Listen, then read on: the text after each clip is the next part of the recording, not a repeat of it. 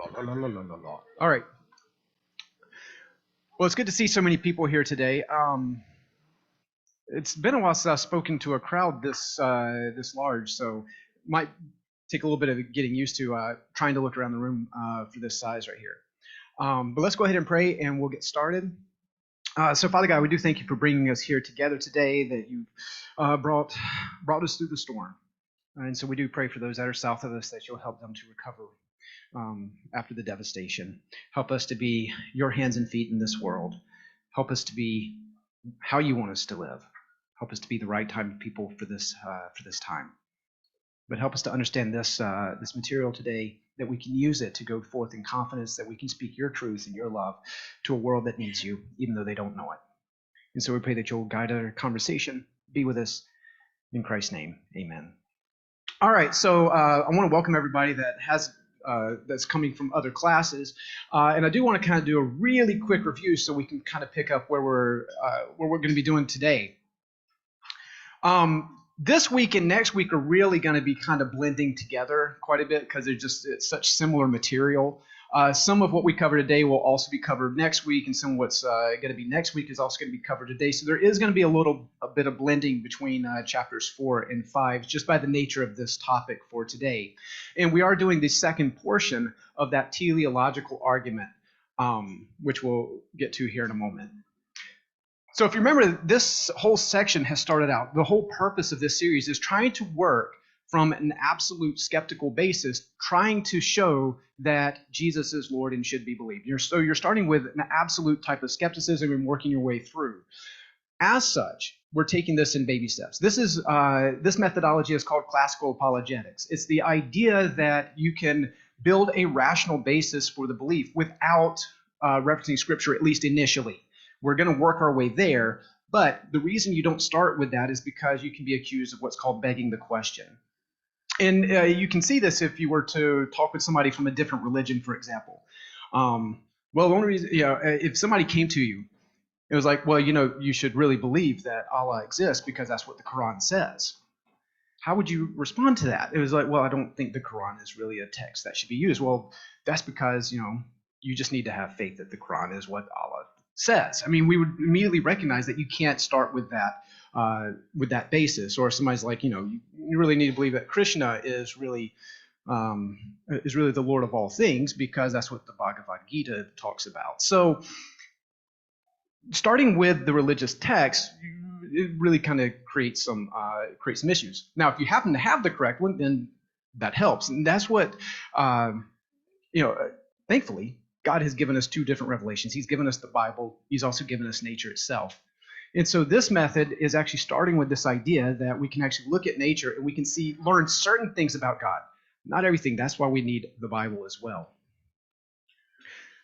But if you're talking with a skeptic, how useful is it for me quoting Bible in Scripture to them right out of the gate? If they think the Bible is just written by desert nomads, it really isn't going to go very far. But if I can kind of crack the chink in their skeptical armor, well, do we have good reasons for thinking God exists? Do we have good reasons for thinking that the New Testament is reliable? Do we have good reasons for thinking that Jesus is a historical figure? Do we have good reasons for thinking that Jesus was raised from the dead? Well, then, you know what? We might be able to look at the Bible to help inform other aspects of our life as well. Not only for history, but also for morality, and most importantly, for salvation and having that right relationship with God. So this is a type of methodology working with those things that we can have in a shared experience with one another, and then we can move down the line, as it were, trying to show that at the end of the day, Jesus should be believed.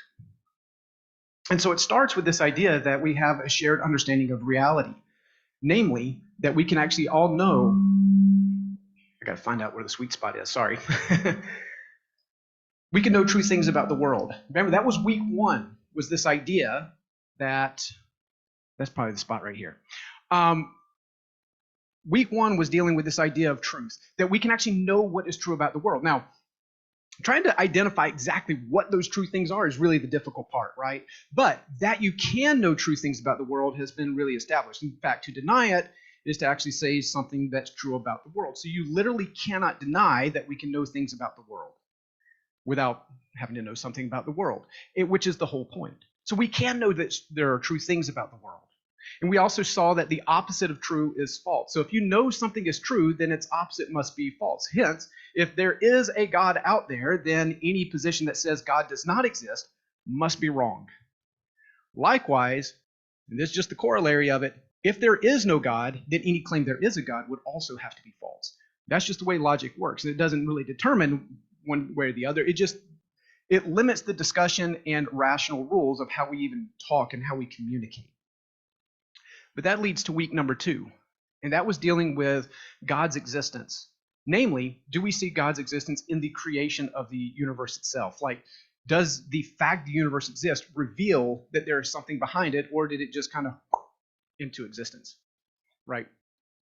And that's what week 2 was about, trying to show that there are good reasons for thinking that the universe began, and if it began, you've got a beginner to it. Last week, we were looking at what was called the teleological argument. And we talked about there are actually several different types of teleological arguments. You have an argument from what's called regularity, as well as arguments from complexity. Argument from regularity we're not really looking at. You see this is one of the older forms of it. It goes all the way back to Aristotle. You see it in the medievals and like Aquinas, for example. It's the idea that the world operates by these kind of regular natural laws, and it's the corresponding idea of that if you have what's called final causes in nature, you've got to have an efficient cause to nature. We're not really looking at that because that one gets pretty heady pretty quickly. The arguments for complexity, however, have been around for a while and are really some of the more impressive modern day arguments, mainly because of how they're using our understanding of modern day science in order to really kind of confirm the uniqueness of not only the universe, but the uniqueness of Earth, as well as the uniqueness of life.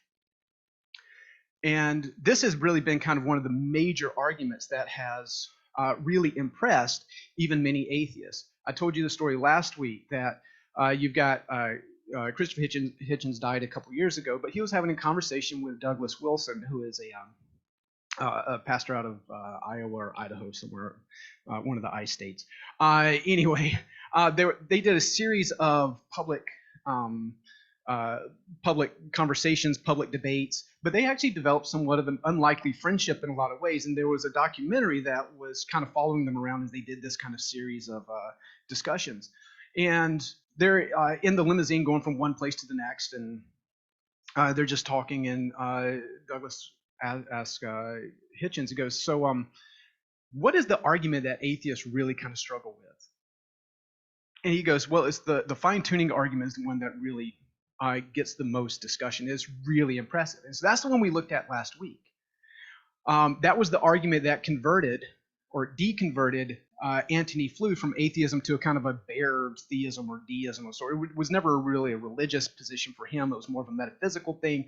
But this idea of trying to account for the fine-tuning of the universe led him, one of the foremost atheists of the 20th century, to say, yeah, no, there really is something beyond the universe. So the fine-tuning argument has been enormously successful. And mainly because we looked at some of the values, the constants and quantities that are just a matter of scientific record. You have to account for it. Why is it like this? Again, the most popular explanation that was given was the multiverse. Well, if you just have a whole bunch of universes out there, then you increase the likelihood of winning the life lottery that your universe will actually have life in it. Just trying to follow up with this this past week, and no, that seems to be like the standard response that you're still seeing a lot of physicists give. Now, of course, why hold to a multiverse? Well, because I don't like the conclusions that a single universe gives. That's really what it comes down to. Now, you might see another thing is like, well, if the math just kind of works out, well, then that's where it points you, and I can get that. But in many ways, I saw one criticism of the multiverse is that it was called fact-free science. It's like, yeah, your math works out that way, but you don't have any observational or empirical data for it whatsoever. We also saw, we talked about last week as well, is that even if you did have something like a multiverse, you would still need an explanation for why it is the way that it is. So this week, following up on all of that information, the fact that the universe exists at all, and if it does exist, it needs a creator behind it. You've got the fine-tuning of the constants and quantities and the ratios of those constants and quantities of the universe itself. It seems to show that there's a being that both created the universe and has adjusted it for beings like us. Or at least that's the common sense interpretation, as Fred Hoyle put it. So today we're actually looking at the origin of life, which is just one of these type of teleological arguments. So you had, of the complexity arguments, you got three types. You've got the fine-tuning of the universe, which is the broadest type of understanding. Then you have the most narrow type of understanding, which is what we're looking at today, kind of biological complexity, this kind of origin of life issues. And then you have this kind of mid-range that kind of bridges the gap, which would be something like the terrestrial evidence, like the specialness of Earth, for example. And our place not only in the solar system, but also where we're located in the Milky Way. You end up with some really interesting coincidences that allow for creatures like us to even exist. And so all of it just so happens to be in place to allow us to be here. And is that accidental? That's the question that we're looking at. All right. So with that being said, we're going to be looking at this notion of how do we account for life? And it goes to this principle that I put up here on the board. I'm going to try to walk over here without creating too much, but if not, I'll come right back to my spot right here. All right, so you do have this one principle. I'm calling it principle number one. And this is really just a variation on what's called the principle of causality. And it's the notion that something cannot give what it does not have. For example, Lisa, would you like for me to give you $1 million? Not really? Okay. Would anybody like for me to give you $1 million? Okay, so a lot of hands go up. Okay, fine. I would love to be able to give you $1 million, but guess what I don't have? I don't have $1 million. My wife keeps the checkbook. She can assure me that we do not have nearly that much. Have you ever seen those little firecrackers that they come in these little white gunpowder packets, and you take them, you throw them on the ground, and go, they just pop. The little poppers, the snappers, whatever they're called. Have you ever had ones like these little ones, you throw it down and then you got like an atomic explosion out of it? No. Why not? It can't give what it doesn't have. There is not enough in just the standard little firecracker gunpowder that's in these little packets. There's not enough explosive material to get a larger bang out of it than what you put in that little packet. Now, it might be the case that you could have some sort of combination of chemicals in other reactors that you do get a large bang, but that's because it would already be in there, it'd be latent, right? It's just waiting for the spark or the force that's needed to ignite it to get that larger explosion. But your standard little popper snappers only can give what it has, and that's just going to be the loud snap. On a side note, my grandparents, so I grew up in the 80s where safety was kind of optional, and so around 4th of July, we had the Black Cat firecrackers, you kind of light them there, and they just kind of go everywhere. What I would do is I would unstring those individually, and I would have at my grandparents' lake house on the beach, I would actually create these wars with little plastic soldiers. In hindsight, I'm surprised I'm here, but at the time it was awesome, just watching this like little sand like explode everywhere. But the same principle applies. Whenever I would take the little lighter and I would light the Black Cat and blow up the little plastic figurine, they all remained. They just ended up with all these little black marks all over them. And so we had a little triage area, so they would have to come out and get everybody. I was a weird child, but we did that, right? But my grandparents, as much as they let me play with firecrackers when they probably shouldn't have, they weren't really worried about me actually blowing up the beach. Why? Because those little black cats, as much damage as they can do, aren't going to blow up the beach. It doesn't have that kind of power. So it can't give something it doesn't have. So here's the key question we have when it comes to origin of life. How does life come from non-living things? How do you get something that's greater than what's latent there in the material itself? That's the key question that you have here. Now, as a theist, particularly Christian theists, I've got, I think, a pretty good answer for that. The reason why I can account for life is because God himself has life. He is life. And so whenever you read, for example, in like Genesis 2, it says, then he formed man from the dust of the ground and breathed into his nostrils the breath of life, and man became a living creature. God can give life because he just is life. But how do I take the dirt and mud and some of the more basic compounds and I get something that's greater from it? How did we get a giant explosion from that little black cat or that little popper snapper? How did we get $1 million from a bank account that definitely does not have $1 million? That's the problem that we have with the origin of life. So that's what we're going to be looking at not only today, but also into next week. And there are really, at the end of the day, you're really only going to find like two main theories on this right here. You have some sort of evolutionary development, or you have some sort of divine purposer behind it. It either comes from an intelligent basis or a non-intelligent basis. I mean, again, those are really the only two types of causes that you have. We talked about this a little bit last week as well. And so you have my silly little drawings up here. So I had put up here, kind of a drawing of the Grand Canyon, and you got your drawing of Mount Rushmore, and we can identify which ones are intelligent and non-intelligent causes. Now, can an intelligent cause make a canyon? Yeah. We can, institute child labor, and we can give them shovels, and they can go dig a ditch, right? We can do that. Or you can just take a pile of sand, you can dump a whole bunch of water, you can make a canyon. And by intelligent cause, but you don't need an intelligent cause to explain something like the Grand Canyon. What about like Mount Rushmore, though? Will any amount of wind and rain erosion account for not only just a generic face on the side of a mountain, carved out of hard granite? Will you get specific faces, particular faces? So whenever you are walking out in the woods and you can see a canyon, you don't necessarily think, oh man, some engineer did that.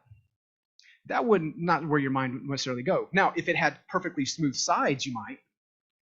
Why? Because whenever we see wind and rain erosion, it often makes rough edges. But if you saw perfectly smooth edging, if you saw concrete with like the little lines, to allow for expansion and everything, then you might say, oh, wait a minute, that's the hallmarks of intelligence. Why is it whenever an archaeologist goes out to a dig site and they pull up a little pottery shard, they're like, man, I can't believe that the riverbed actually made this actual pottery shard? No, they know that it was made by some sort of mind. They know that there was some body that actually created that pottery shard, because we know that nature doesn't create those sorts of things.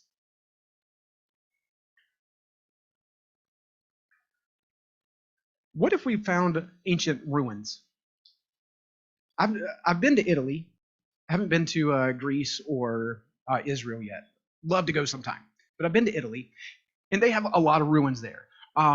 Went to some of the oldest ruins actually in Europe, in Kuma, where in Greek mythology you had the Sibyl. Does anybody know what the Sibyl is? Like, kings would go visit the Sibyl because the Sibyl apparently heard from the gods, and they would go and get advice from this priestess, prophetess of sorts. You would go to the Sibyl and receive a message from the gods. So I've actually been to the area where these events took place.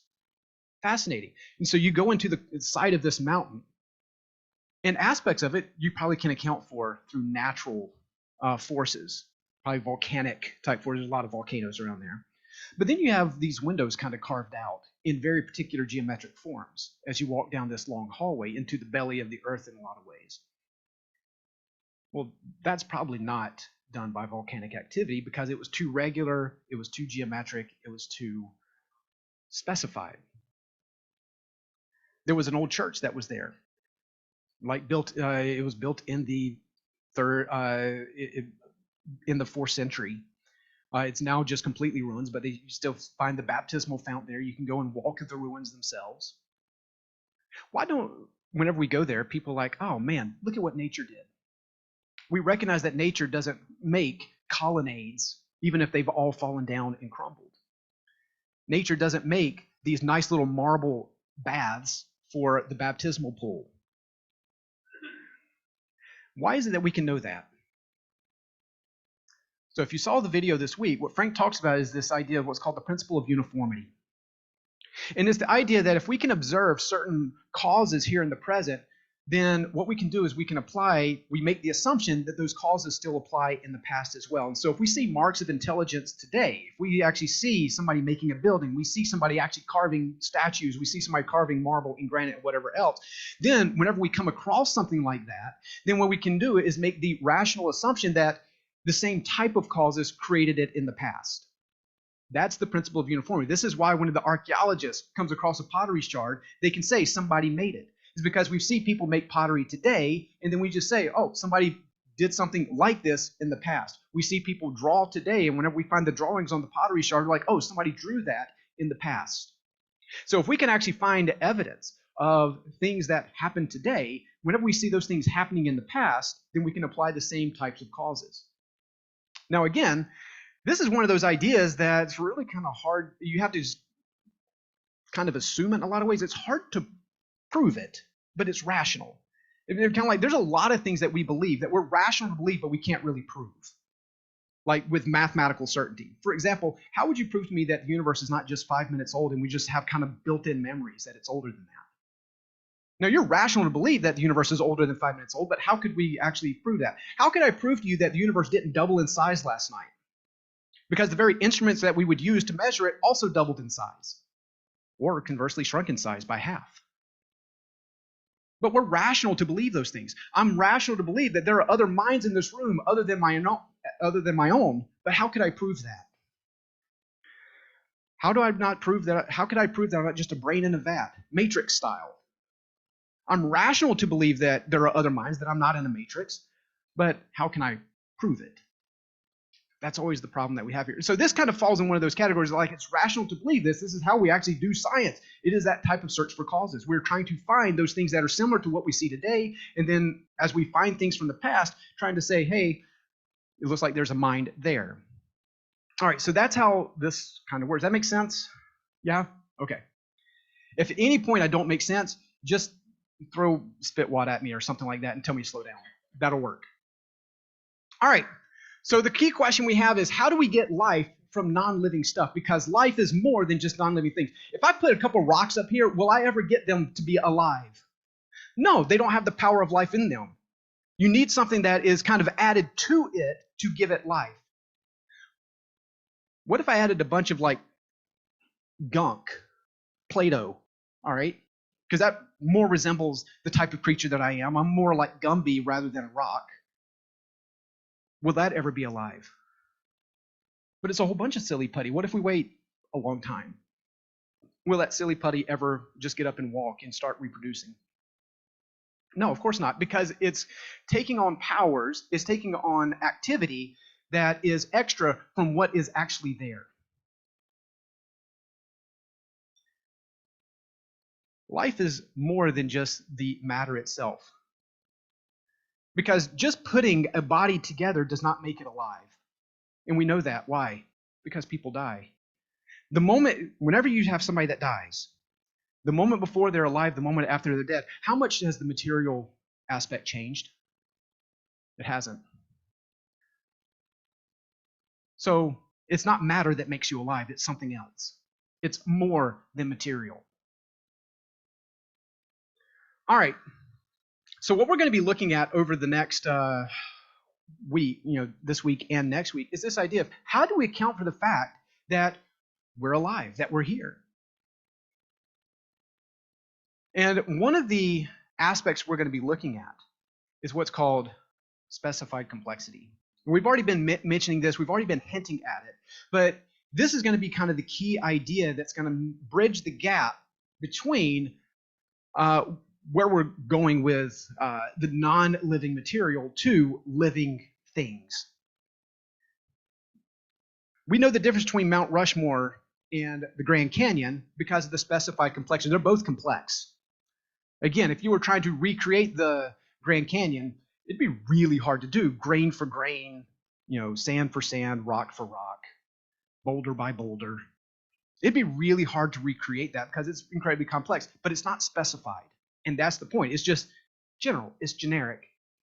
We can make something like a Grand Canyon by just adding a bunch of water and wind and a little bit of time or whatever it is. But you're not going to get the exact same thing. Mount Rushmore, though, is not only complex, it's also specific. These are particular faces. And that's where we get interesting. So we know that this has the hallmark of mind, the hallmark of intelligence. And that's what we see with specified complexity, is that it's the hallmark of intelligence. This is why when we see a pottery shard, we know it has a mind behind it. This is why if you came across an ancient document, even if you couldn't read it, you would say, hey, there's a mind behind it. That's what we're looking at here. So this is where the discussion is going to really take, you got to put your thinking caps on because, oh man, I'll tell you a story here in a moment. But anyway, you've heard of deoxyribonucleic acid, right? DNA, the building blocks of life itself. It's only been discovered fairly recently. You got to realize, man, a lot of stuff here in the past century was really kind of recent in human history. Remember, at the beginning of the 20th century, the universe was, by and large, thought to be, except for those crazy theists that thought that the universe was created, the universe was eternal, that it just had always been. That the cells of life were just about as simple and basic as you could get. There was not really a whole lot to them. They were just globs, because that was all that's all the microscope could show you, was that it was just a glob. So in the past 100 some odd years now, we see that not only is the universe actually begun and is a lot larger than we originally thought. Remember, at the beginning of the 20th century, the universe just was the Milky Way galaxy. That was it. And so in that time span, now we see that the universe is much more vast, much larger, has a beginning, and cells themselves aren't just these simple globs. They're actually incredibly complex. David Berlinski, who is more of a philosopher, mathematician, social commentator, he was asked a question, but he's spoken at a number of different schools. He's more of an agnostic Jew, atheistic Jew almost. But he was asked, if you were trying to describe the complexity of a cell, how would you describe it? He goes, oh, it's like an enormous city. It is so complex in the way that it operates. And this is something that has only taken place here in the past really like 30, 40 years, that we really began seeing how complex the cell is. So with the discovery of DNA, we discovered that each living thing actually operates by an instruction book, a set of blueprints that make you unique. Is anybody in here in construction? Anybody? Has anybody ever done construction? All right. How many carpenters go out and just kind of wing it when they're building a house? Only the insane ones, right? They all start with blueprints. Why do you start with blueprints? Because you're trying to figure out, okay, what type of material am I going to need? How is it going to be laid out? Where are all the pipes going to go? The wiring? Do we have actually enough space to do what we're wanting to do? And so you start with blueprints because it's going to give you an idea of what the building is going to look like, how it's going to function, what you're going to need in order to complete it. So you have these blueprints that build a house. Each one of you have your own blueprint that is imprinted deeply within you in every cell in your body, and that's your DNA. It is the book of you. If we took a drop of your blood, in theory, we could actually know some things about you physically just by studying your DNA. If we could identify what the various parts could do, we could, just by looking at your DNA, know what your eye color would be, what your hair color would be, how the range that you would have for how tall you're going to be, because there's actually a range. There's not like a set, like, there's not a number in there's like, you're going to be 6'1", or you're going to be 5 foot nothing. You don't have that, but it does have these limits, these ranges within it. And that's just right there in your blueprints. So it is information. It actually tells the rest of the cell what type of proteins to make, how you're supposed to go about making the various types of cells that are in your body. Because how many cells do you have? Not the number of cells, but how many different types of cells do you have? You got like several, right? I mean, you got some that create bone. You've got some that create, at least at one point, the nervous system. You've got cells that create, muscle and skin and hair. You got fingernails. You've got all sorts of different types of cells. But each one of those cells actually has the blueprints for other parts of your body. It really is actually kind of amazing when you think about it. So how much DNA do you have? Here's a thought experiment for you. Now Frank says like be like 1,000 volumes of an encyclopedia, which is a lot. But think of it like this right here. You have 23 chromosomes, and each one of those is actually made up of really 4 amino acids. And so my daughter up here asked me, she's like, why do you have puzzle pieces up on the board? I'm going to explain that right now. All right, so those 4 amino acids actually make up your DNA. And much like our alphabet has 26 letters and is how we communicate, your DNA actually has 4 letters, and the combinations actually make up you. And so it is a type of language, just at a very basic level, but obviously you can do a lot of stuff with basic information. So the way this works, you have these 4 amino acids. You have the thymine, adenine, cytosine, and guanine, and they fit together. So only your adenine and thymine work together. Your cytosine and guanine work together, and the combinations of those are actually going to create you. Now, you've got about 3 billion pairs in your DNA. How much is 3 billion? Put it like this right here. If I had Lego blocks right here and I was putting, let's say I was putting Lego blocks together. All right, that's 1 pair. And then I'll put another Lego blocks together. That's another pair. And let's say that I was to do this. And let's say that I could put a Lego brick together that would be every second. 1, 2, 3, 4. And I'm building you on this right here. If I were to do that 1 Lego brick at a time and build you, it would take me 11 days to do 1 million, about 11 and a half days. To get to 1 billion would take me about just under 32 years, which means 3 billion, it's around 95 years. That's per second. That's how big your book is, your DNA. So this is a vast code that tells us how to build Michael and Lisa and Ashley and Jeremy and Dan and Darren. So given the fact that you have this kind of blueprint that's built in there, and we know that blueprints come from minds as well, this is intriguing. How do we account for that blueprint that is on you? And every living creature has this. It doesn't matter if it's a plant, if it grows, it doesn't matter if it's an insect, it has this blueprint as well. And it varies. Some are larger, some are smaller. We've got some real problems, and this is what we're going to see next week. Can these things just mix together? You've probably heard of like the Miller-Urey experiment. Has anybody ever heard of the Miller-Urey experiment? All right, couple. All right, so this was an idea where it's like, well, let's say if we can actually recreate the early conditions of Earth, and can we actually create the fundamental forces for life itself? And so the Miller-Urey experiment, what they did is, okay, we're going to add a whole bunch of methane, we're going to add these kind of base chemicals whatsoever, and we're going to run an electric spark to it. The idea being that there was, we would have had all this mixture here. The atmosphere would have been really not really any oxygen whatsoever, but there would have been electrical storms. And so can you create life? Were they able to create life? No. They did get a type of goo of sorts. It's like, see, we did it. No, you didn't. No, you didn't. The Miller-Urey experiment now is largely considered defunct for what it is.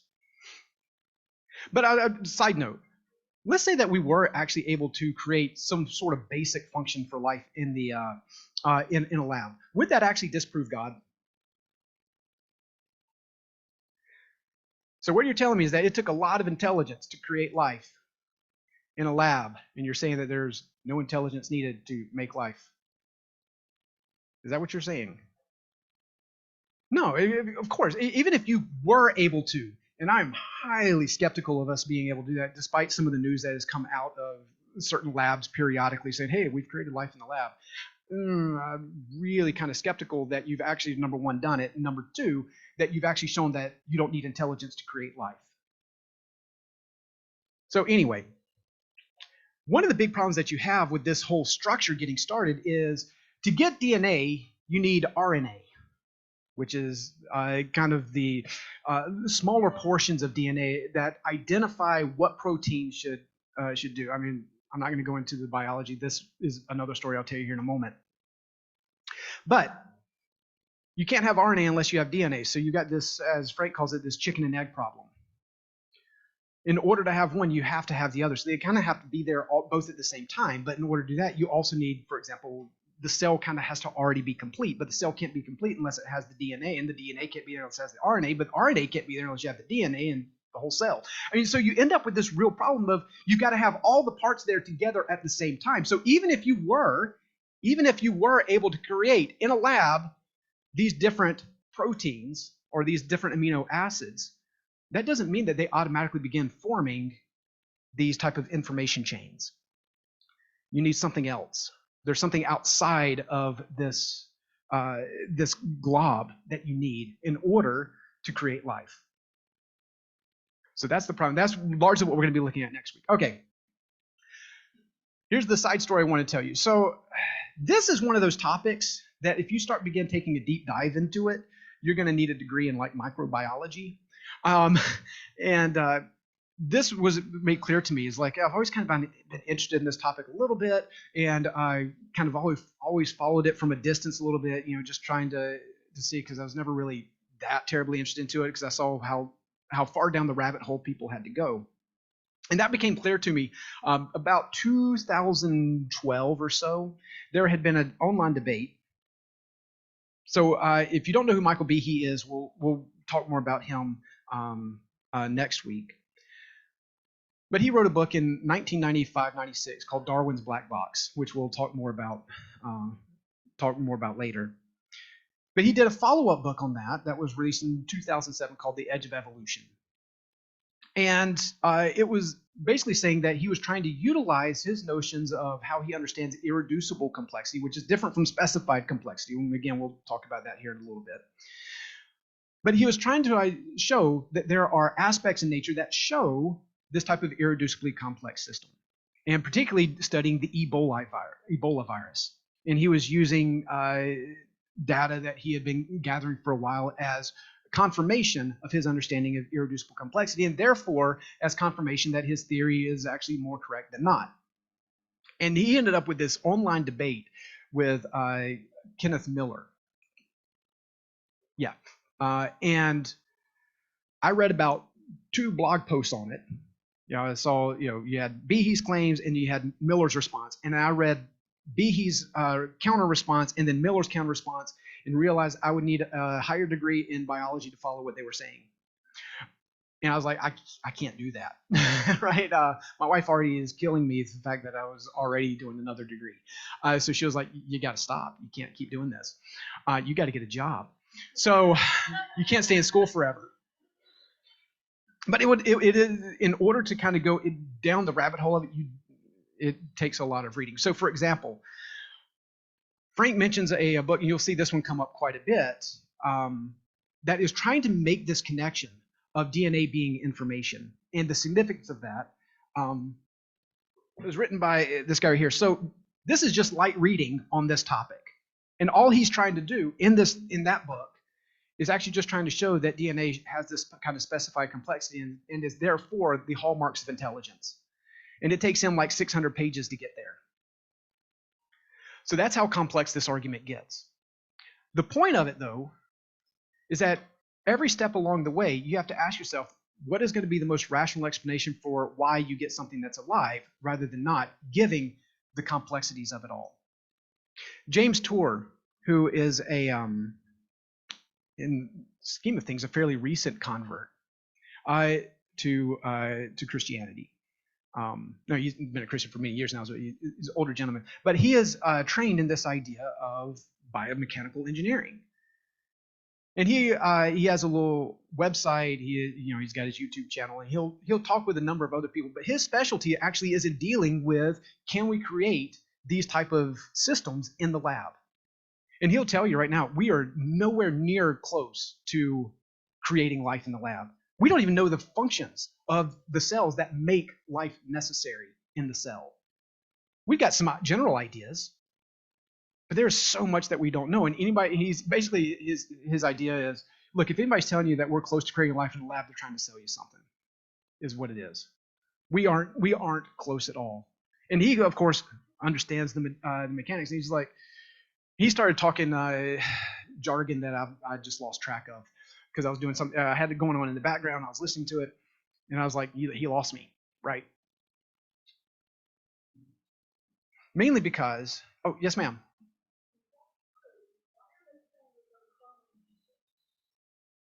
Well, because you're taking something that's already there and trying to build something. That's not creating life so much. That's just copying something that you already have. They aren't starting from scratch.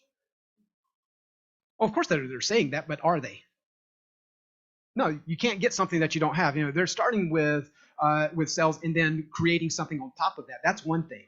So cloning is not the same thing as creating, because they aren't building the DNA. They aren't building the various proteins and the amino acids. No, they're taking something that's already there and giving it the conditions needed to continue growing.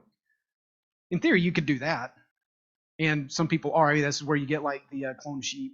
What was it, Nelly or whatever it was back, even in the late 90s. Clonaid, which is this, is that based out of Canada or something? It's a group that's actually specifically trying to do clone work, not only with animals, but with humans as well. And there are actually, strangely enough, so side note, there are some interesting medical implications if you could clone not whole persons, but parts of people. And so imagine the idea, and this is kind of what some people are working for, is whenever you're born, taking some of the embryonic stem cells, but like the placenta stem cells or the embryonic, or what's from the umbilical cord. You can take some of those stem cells, and if you can actually direct it, you could actually have a bank ready to go that if you ever needed a heart transplant, they would grow you a new heart. And it wouldn't just be anybody's heart, it would be your heart. So you wouldn't have to worry about transplant rejection. So you do have people trying to do stuff like that, but again, that's not making life so much. That's manipulating something that's already there. Now, going into like the biomedical ethical issue of all that and its implications and how you would even do this is a different issue. But they aren't creating life. But you're right, people do claim to create life, but are they? And again, that doesn't remove the need for intelligence at all. If anything, it has actually highlighted the fact that this doesn't happen in nature. So where does life come from? How does non-living matter just make life? That's the question. Yes, sir.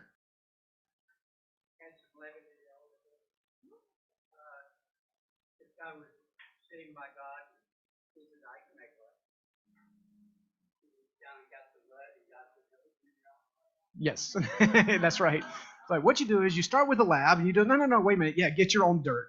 Yeah, that's right. So yeah, it is strange, and we'll talk about more about this next week. It is strange that the main argument that you're going to see, or the main position that you'll see in regards for how life comes about, is going to be some form of like neo-Darwinian evolution. That is the main position. What's strange is that neo-Darwinian evolution, at best, would only is a problem for certain forms of Christianity that need Adam and Eve. It actually doesn't eliminate even a creator on that, which is a weird thought. So it does create problems. Evolution does have problems with it as well. But it's a kind of a shocking idea that even if evolution were true, you still does not, that does in and of itself does not eliminate the need for a divine being, much for the same reasons, because you still got to get the dirt from somewhere. It does create other problems, and it does have a lot of problems with it, which is what we're going to be looking at next week. But the idea of like what Richard Dawkins say, well, because we have evolution, we don't need God, actually is a logical fallacy. Why would how life forms actually then eliminate the need for why anything is made in the first place? That leap is never explained. It's just kind of assumed. And this goes to the other part we need to know, which is the difference between what's called methodological naturalism and metaphysical naturalism. Has anybody ever heard of those terms before? No? Okay. All right. Ben raises his hand. Yeah. Methodological naturalism largely is the idea that whenever we're looking at the causes of nature, we're just assuming that you don't have a supernatural force coming in and manipulating it each and every single time. This way you can actually run scientific experimentation. Whenever you throw the ball, whenever I throw the snapper onto the ground, I'm going to get the same type of reaction each and every single time. If I mix chemical A with chemical B, I'm going to get reaction C every single time, assuming I do everything exactly the same in the same proportions, right? That's methodological naturalism. The problem is that methodological naturalism has been enormously successful in being able to predict things in the natural world.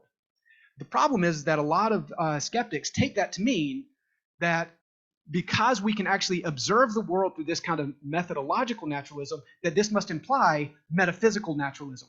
If God doesn't actually just always intervene with every little aspect of the world, then perhaps there is no God at all. And again, that is a philosophical error. That is a logical fallacy. You can't make that leap from nature works by regular laws to there is no lawgiver outside of it. How do we get to that point? A lot of people say that it's just kind of assumed by the very fact that we have this kind of methodological nature to it.